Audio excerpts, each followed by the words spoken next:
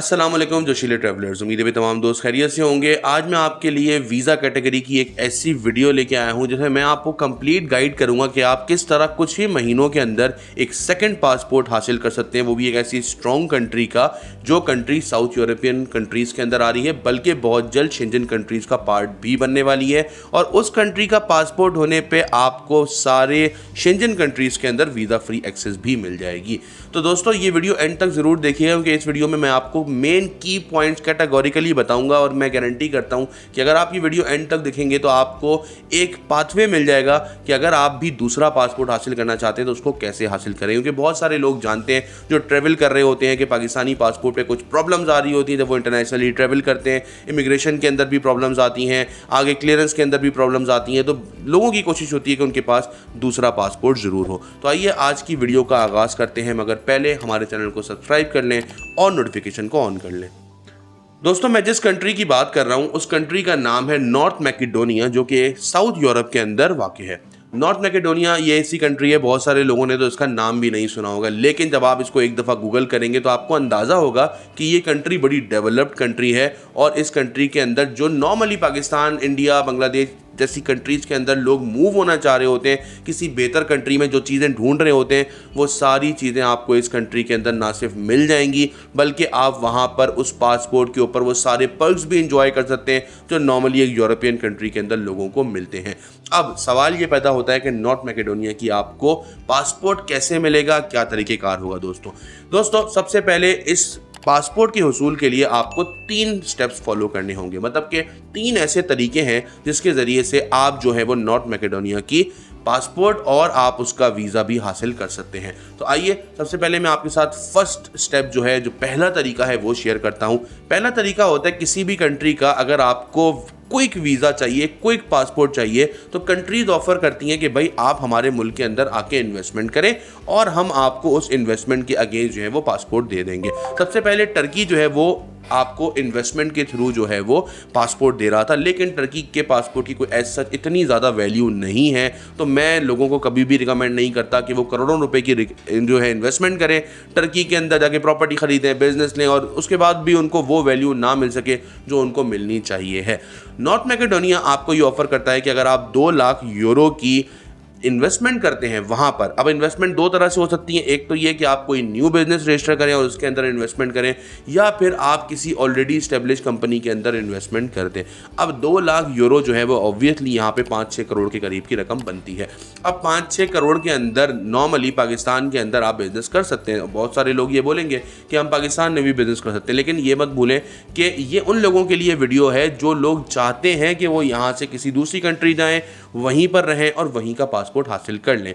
2 lakh euro अगर मैं Europe के हिसाब से बात करूं तो कुछ भी बड़ी रकम नहीं है। 2 लाख यूरो के अंदर कुछ भी नहीं आता, एक छोटा सा घर भी नहीं आता यूरोप के अंदर। और अगर मैं पाकिस्तान की बात करूं तो पाकिस्तान में भी आपके 3 से 4 करोड़ के अंदर ही जाके एक बेहतर अच्छी लोकेशन के ऊपर आपको एक 200-300 गज का घर मिल रहा होता है। लेकिन ये पैसे आपके ज़ाया नहीं हुए हैं, बल्कि ये पैसे आपके इन्वेस्ट हो गए हैं। अगर आप किसी बिजनेस के अंदर इन्वेस्ट कर रहे हैं तो आप मंथली उसका प्रॉफिट भी इंजॉय कर रहे होंगे, और अगर आप अपने बिजनेस के अंदर इन्वेस्ट कर रहे हैं तो आप जो है वो इस इन्वेस्टमेंट के ज़रिए जब आप वहाँ पे मूव होंगे तो आपको किसी की जॉब करने की ज़रूरत नहीं है, बल्कि आप अपना खुद से कारोबार कर रहे होंगे। इस प्रोसेस के थ्रू आपको 4 महीने के अंदर जो है ये कंट्री इस वक्त पासपोर्ट दे रही है। इससे पहले माल्टा भी आपको पासपोर्ट दे रहा था, लेकिन अब माल्टा ने अपना प्रोसेस मुश्किल कर दिया है और अब माल्टा ये कह रहा है कि आप जो है पहले इन्वेस्टमेंट करेंगे, उसके 1 साल तक वो पहले चेक करेंगे, देन फिर वो डिसाइड करेंगे कि आपको पासपोर्ट मिलना चाहिए या आपको पासपोर्ट नहीं मिलना चाहिए। तो दोस्तों ये गोल्डन अपॉर्चुनिटी, अगर आप भी इन्वेस्टमेंट का सोच रहे हैं किसी बेहतर कंट्री में जहां का पासपोर्ट आप ले सकें, तो इस कंट्री के अंदर आप इन्वेस्टमेंट करके अपना पासपोर्ट हासिल कर सकते हैं। दूसरा तरीका दोस्तों ये है कि आप एक विजिट वीज़ा लें और विजिट वीज़ा लेके आप सबसे पहले नॉर्थ मैकेडोनिया जाएं और वहाँ पर जाकर आप जो है वो वहाँ के किसी लोकल से शादी कर लें। अगर आप लड़की हैं तो लड़के से, अगर आप लड़के हैं तो लड़की से शादी कर लें। अब शादी बहुत सारे लोग इस तरह से भी करते हैं कि वो जाके पेपर मैरिज कर लेते हैं। पेपर मैरिज में क्या होता है कि वो भी एक इन्वेस्टमेंट है। ऑब्वियसली वहाँ के लोकल को आप पे करते हैं, उस सारे प्रोसेस से गुजरते हैं एंड देन आप पासपोर्ट हासिल करते हैं। और ये प्रोसेस जो है मैं नॉर्मली लोगों को रिकमेंड नहीं कर रहा होता, क्योंकि ये अक्सर बैकफायर भी हो जाता जाता है। तो अगर आप वहाँ पे जाते हैं, आपको ऐसा लगता है कि आपका लाइफ पार्टनर वहाँ पे मौजूद है, आपका इंतज़ार कर रहा है किसी दरिया के किनारे, तो आप जाके उससे मिल सकते हैं और शादी कर सकते हैं और अपना पासपोर्ट हासिल कर सकते हैं, वो भी सिर्फ और सिर्फ 8 महीने के अंदर। अब लेकिन इस पर्पज़ के लिए भी आपको विजिट वीज़ा की ज़रूरत होगी। तीसरा तरीका है दोस्तों कि आप विजिट वीज़ा पे नॉर्थ मैकेडोनिया जाएं और वहां जाके आप अपनी जॉब ढूंढें और अपनी जॉब मिलने के बाद आप अपने विजिट वीज़ा को वर्क वीज़ा के ऊपर कन्वर्ट करवा सकते हैं। लेकिन इस प्रोसेस के अंदर आपको 5 साल का वर्क वीज़ा मिल जाएगा और 5 साल के बाद जो है वो आपको पासपोर्ट मिल जाएगा। तो ये एक थोड़ा सा लॉन्ग टर्म प्रोसेस है, लेकिन इस प्रोसेस के ज़रिए भी बहुत सारे लोग जो हैं वो मूव हुए हैं, बाहर सेटल हुए हैं और अब अपनी ज़िंदगी वहाँ पे गुजार रहे हैं। अच्छा, अब इन दोनों प्रोसेस, चाहे आपको शादी करनी हो चाहे आपको जॉब करनी हो, दोनों के उसूल के लिए आपको चाहिए है विजिट वीज़ा।